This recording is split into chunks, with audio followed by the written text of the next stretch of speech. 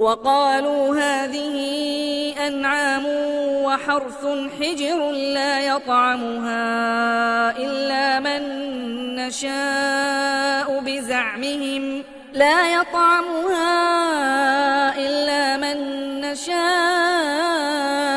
بزعمهم وأنعام حرمت ظهورها وأنعام لا يذكرون اسم الله عليها افتراء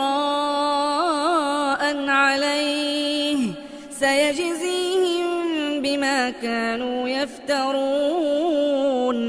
وقالوا ما في بطون هذه الأنعام خالصة لذكورنا ومحرم على أزواجنا وإن يكن ميتة فهم فيه شركاء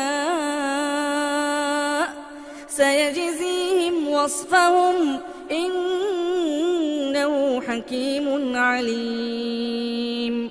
قد خسر الذين قتلوا أولادهم سفها بغير علم وحرموا ما رزقهم الله افتراء على الله قد ضلوا وما كانوا مهتدين. وهو الذي أنشأ جنات معروشات وغير معروشات والنخل والزرع مختلفا أكله والزيتون والرمان متشابها وغير متشابه كلوا من ثمره إذا أثمر وآتوا حقه يوم حصاده ولا تسرفوا إنه لا يحب المسرفين.